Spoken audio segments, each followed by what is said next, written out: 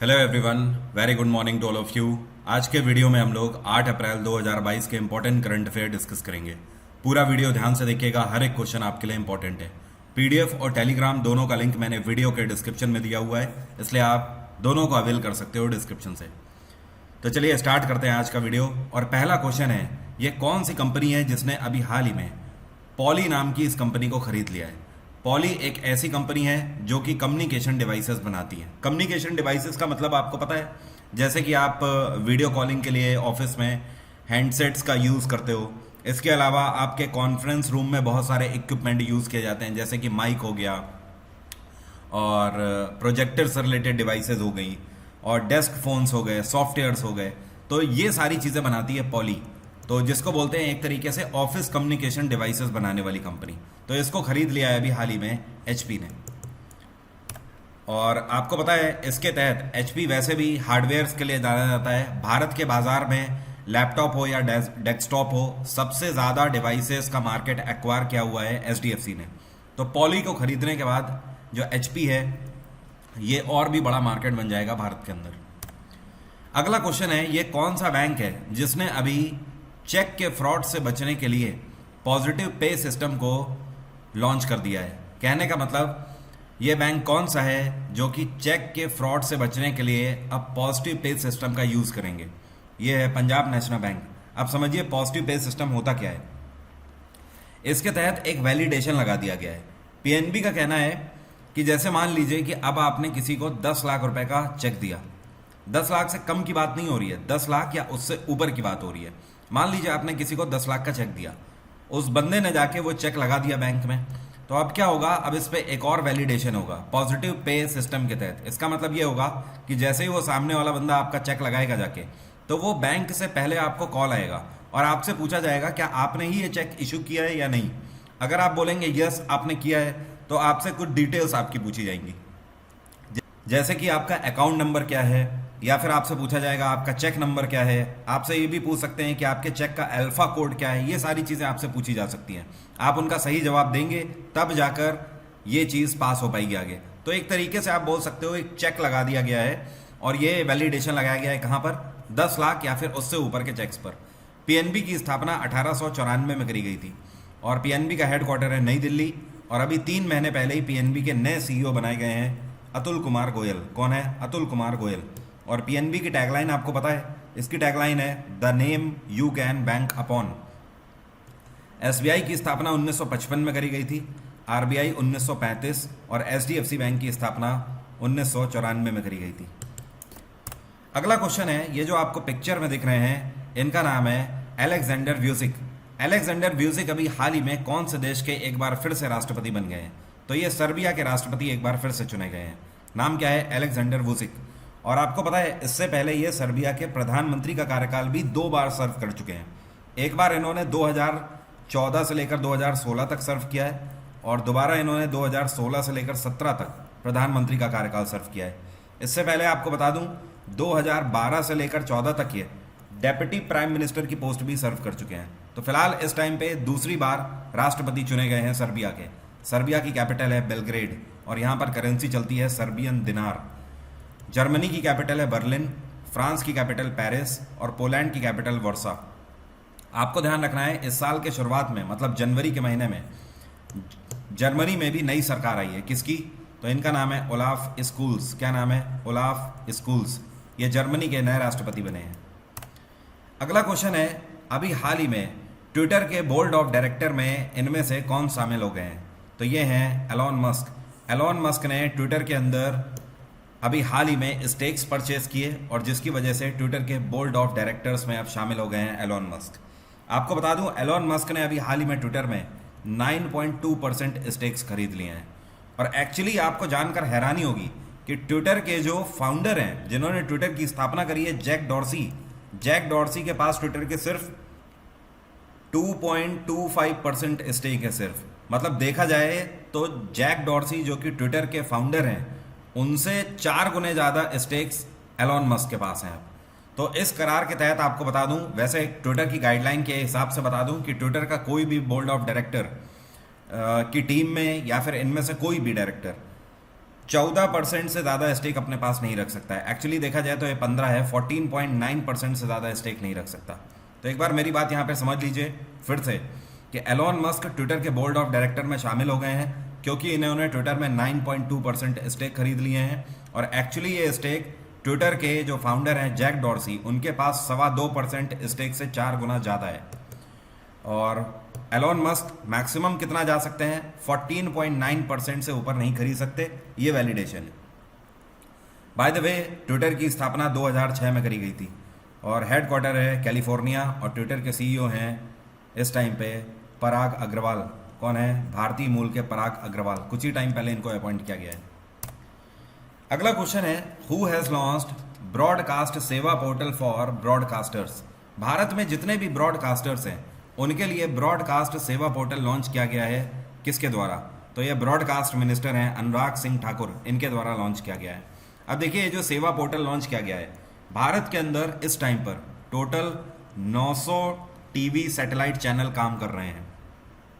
ये सारे जितने भी चैनल हैं ये सब अपने स्पीडी फिलिंग फॉर्म कर सकते हैं, यहाँ पर फिल कर सकते हैं। जिनको भी भारत सरकार से तरह तरह के लाइसेंस चाहिए इस क्षेत्र में, वो सब लाइसेंस लेने के लिए इस पोर्टल के थ्रू अपने फॉर्म फिल कर सकते हैं। तो एक्चुअली क्या है, इस पोर्टल की मदद से काम थोड़ा सा जल्दी हो पाएगा। इसके अलावा यहाँ पर कम्युनिटी रेडियो स्टेशंस को भी मौका मिलेगा। FM चैनल्स जिन्हें लाइसेंस चाहिए वो भी अप्लाई कर पाएंगे और मल्टी सर्विस ऑपरेटर जो हो गए वो भी अप्लाई कर पाएंगे। मतलब अल्टीमेटली मीडिया पर आने वाले जितने भी प्लेटफॉर्म हैं वो सब इसके ऊपर अप्लाई कर पाएंगे पोर्टल के ऊपर। अगला क्वेश्चन है, इनमें से किस मिनिस्टर के द्वारा अभी हाल ही में mission integrated bio refineries launch किया गया है क्लीन एनर्जी को भारत में एक्सलरेट करने के लिए। कहने का मतलब यह है कि स्वच्छ ऊर्जा में तेजी लाने के लिए मिशन इंटीग्रेटेड बायो रिफाइनरी किसके द्वारा लॉन्च किया गया है? तो इसको minister of state science and technology doctor Jitendra Singh के द्वारा लॉन्च किया गया है। अब समझिए यहाँ पर इसका मतलब क्या है। सीधी सी बात है, भारत में जो रिन्यूएबल एनर्जी है इस तरीके के प्लेटफॉर्म्स को यहाँ पर मदद दी जाएगी। यहाँ पर 3 चीज़ों का ध्यान दिया जाएगा। जो बायो एनर्जी है उस पर हाइड्रोजन किस तरीके से लाया जाए। मतलब हम लोग बोलते हैं ना कि हाइड्रोजन फ्यूचर फ्यूल है, आने वाले टाइम में हाइड्रोजन से गाड़ियाँ चलानी है हमें, क्योंकि जाहिर सी बात है पेट्रोल और डीजल जो है ये एक लिमिटेड बेस है। तो हाइड्रोजन को हमें रिन्यूएबल एनर्जी के तहत आगे आने वाले टाइम में यूज़ करना है। दूसरा ये है कि हमें एनर्जीज के स्टोरेज के बारे में भी सोचना होगा। और तीसरी चीज़ है जो कि प्रोडक्शन के बारे में भी सोचना होगा। तो प्रोडक्शन, स्टोरेज और हाइड्रोजन, इन 3 चीज़ों पर ध्यान दिया जाना है मिशन इंटीग्रेटेड बायो रिफाइनरी के तहत। अगला क्वेश्चन है, अभी हाल ही में किसके द्वारा स्कूल चलो अभियान लॉन्च किया गया है प्राइमरी एजुकेशन के बच्चों के लिए? तो इसको लॉन्च किया गया है उत्तर प्रदेश के मुख्यमंत्री योगी आदित्यनाथ की सरकार के द्वारा। अब उत्तर प्रदेश के अंदर इसको कहाँ पर लॉन्च किया गया है? तो ध्यान रखिएगा, इसको श्रावस्ती डिस्ट्रिक्ट में लॉन्च किया गया है। कहाँ पर? श्रावस्ती डिस्ट्रिक्ट। और श्रावस्ती डिस्ट्रिक्ट जो है ये उत्तर प्रदेश का एक ऐसा डिस्ट्रिक्ट है जहाँ पर सबसे कम लिटरेसी रेट है, मतलब शिक्षा का स्तर सबसे कम है। यहाँ पर हर 100 में से 46.74% लोग ही पढ़े लिखे हैं, बस बाकी और पढ़े लिखे नहीं है। इसके अलावा उत्तर प्रदेश के बहुत से और भी डिस्ट्रिक्ट हैं जहाँ पर लोएस्ट लिटरेसी रेट है, जैसे कि बलरामपुर हो गया, बहराइच हो गया, बदायूं हो गया, रामपुर हो गया। ये सब कम शिक्षा के स्तर वाले डिस्ट्रिक्ट हैं जिनमें स्कूल चलो अभियान लॉन्च किया गया है। इसका सीधा सा मतलब ये है कि उत्तर प्रदेश सरकार चाहती है कि हर माँ बाप अपने बच्चों को प्राइमरी एजुकेशन के लिए सरकारी स्कूलों में भेजें। इसके लिए सरकार के द्वारा अनाउंस किया गया है कि इन सभी बच्चों को बुक्स, यूनिफॉर्म, स्वेटर्स, शूज़, ये सारी चीज़ें फ्री में दी जाएंगी।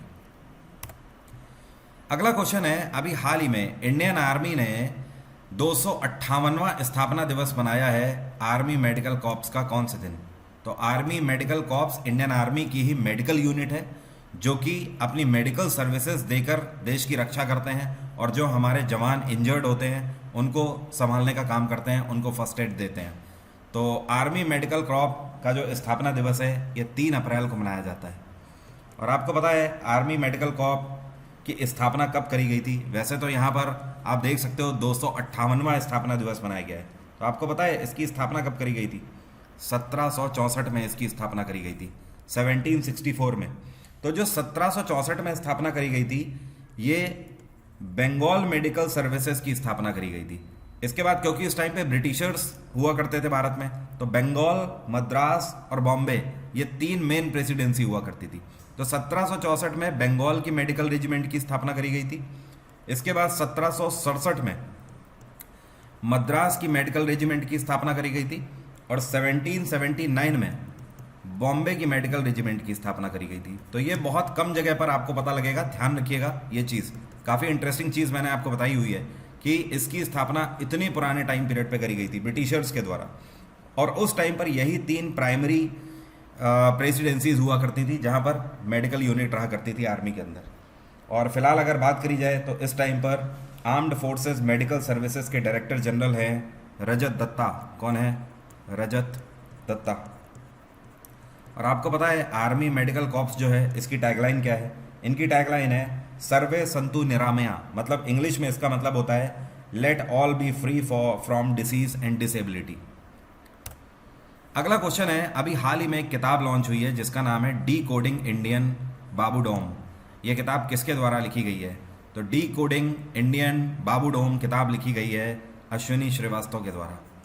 और ये किताब आपको दर्शाती है कि एक कॉमन मैन है जो भारत का, उसका व्यू क्या है भारत के एडमिनिस्ट्रेटिव सिस्टम के लिए और गवर्नेंस की फंक्शनिंग के लिए। मतलब एक आम आदमी किस तरीके से सरकारी विभाग को और सरकारी कर्मचारी को देखता है, ये बताती है आपको ये किताब।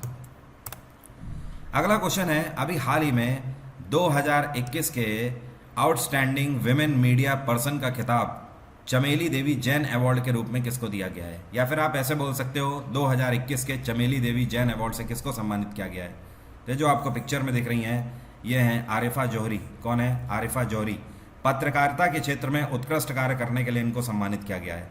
आरिफा मुंबई से बिलोंग करती हैं और ये एक कंपनी में काम करती हैं जिसका नाम है scroll.in। क्या नाम है? scroll.in के लिए ये काम करती हैं।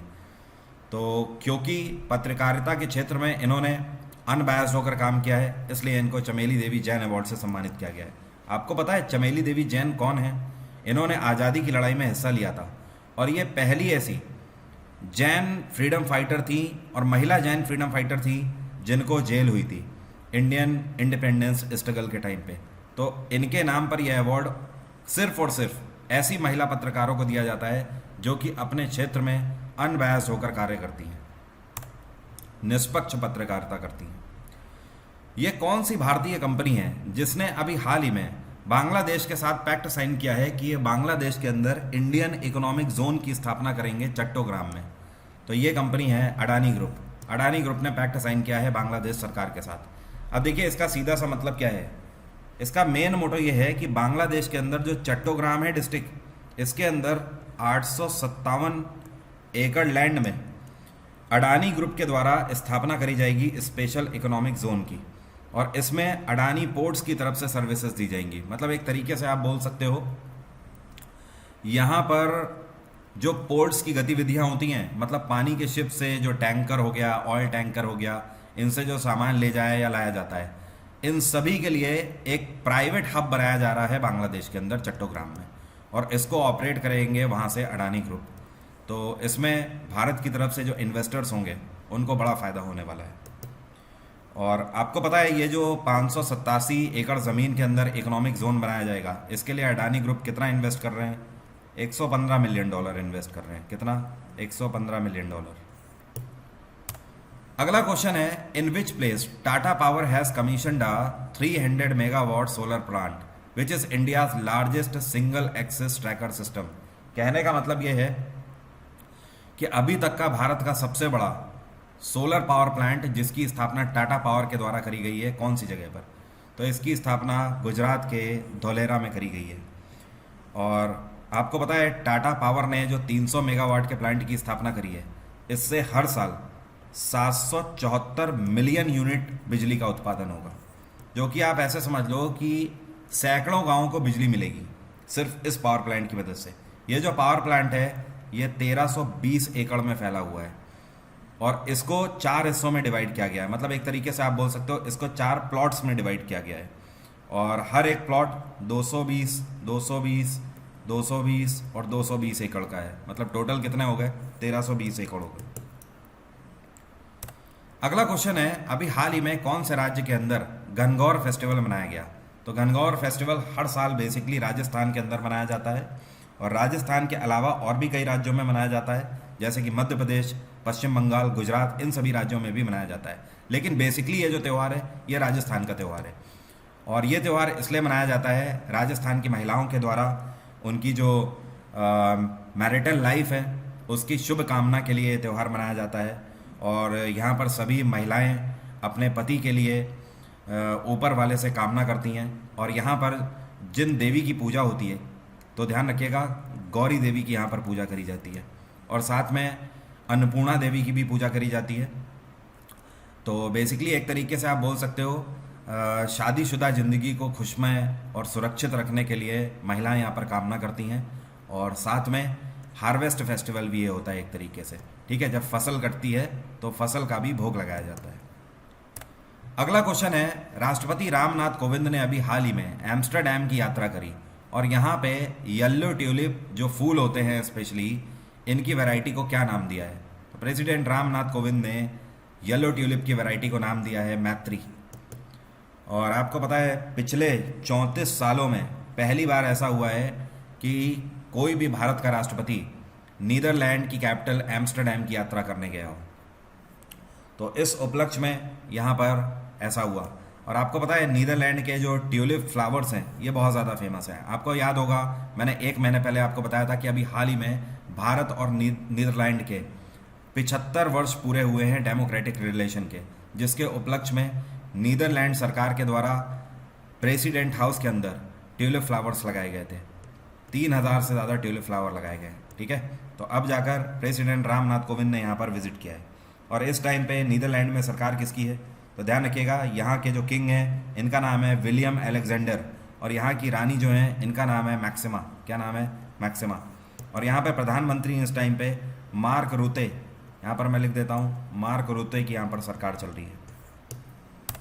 अगला क्वेश्चन है, ये कौन सा मंत्रालय है जिसके द्वारा अनाउंस किया गया है कि बहुत जल्द 4 फिल्म मीडिया यूनिट्स को नेशनल फिल्म डेवलपमेंट कॉरपोरेशन के साथ मर्ज कर दिया जाएगा? तो ये है जाहिर सी बात है इंफॉर्मेशन एंड ब्रॉडकास्टिंग मिनिस्ट्री है और इसके मिनिस्टर हैं अनुराग सिंह ठाकुर। देखिए यहाँ पर फैसला ये लिया गया है कि directorate of film festival, children's film society India और national film archive of India के अलावा फिल्म डिवीज़न, इन चारों को एनएफडीसी में मर्ज कर दिया जाएगा। एनएफडीसी क्या है? जिसको हम लोग बोलते हैं नेशनल फिल्म डेवलपमेंट कॉरपोरेशन। ये भारत सरकार की एक ऐसी यूनिट है जिसका काम है कि भारत के अंदर जितनी भी फिल्में बनती हैं कल्चर से रिलेटेड उन सभी को मॉनिटर और कंट्रोल करना। तो भारत सरकार ये चाहती है कि अलग अलग विंग्स को ऐसे क्यों रखना, इन सभी को एनएफडीसी के अंडर वन रूफ के अंदर रखा जाए और इससे क्या होगा कि सारे प्लेटफॉर्म्स की एफिशिएंसी बढ़ेगी और सभी प्लेटफॉर्म सही तरीके से भारत सरकार के मानकों पर खरे उतरेंगे। तो ये थे आज के क्वेश्चन। आप मुझे अनअकैडमी प्लस में ज्वाइन कर सकते हो। स्टैटिक जीके का अभी हाल ही में बैच स्टार्ट हुआ है नया 6 अप्रैल से। आप किसी भी एग्जाम की तैयारी कर रहे हो आने वाले टाइम में, स्टैटिक जीके आपके लिए परेशानी का सबब बन सकती है। तो ये बैच इसी को देखते हुए मैंने लॉन्च किया है। ये आपके लिए वन स्टॉप सॉल्यूशन है। इस बैच में मैं आपको हिंदी और इंग्लिश दोनों की अलग अलग PDF दूंगा और ये मेरी गारंटी है कि इस बैच से अच्छा कंटेंट आपको स्टैटिक जीके का पूरे इंडिया में अभी तो नहीं मिलने वाला। तो वरुण 777 कोड के साथ आप इसे अवेल कर सकते हो अनअकैडमी प्लस में। अभी केवल 2 क्लासेस हुई हैं, आप इस बैच को पूरे तरीके से ज्वाइन कर सकते हो। अपार्ट फ्रॉम दिस, आज है 8 तारीख, तो आज शाम को 5 बजे मुझसे मिलना मत भूलिएगा। पिछले 6 महीने के बेस्ट करंट अफेयर क्वेश्चन मैं आपके लिए लेकर आ रहा हूँ, जिसमें से आधे आज कराऊंगा और आधे 10 तारीख को कराऊंगा। तो शाम को 5 बजे वाली ये क्लास आपके लिए पूरे तरीके से फ्री है। इसका लिंक वीडियो के डिस्क्रिप्शन में है, जाइए क्लिक करिए, खुद को एनरोल करिए और क्लास को खोलने के लिए अनलॉक कोड भी वरुण 777 है। ये आप कोड डाल दोगे, आपकी क्लास खुल जाएगी। Bye bye, take care, have a nice day. आपका दिन मंगलमय हो।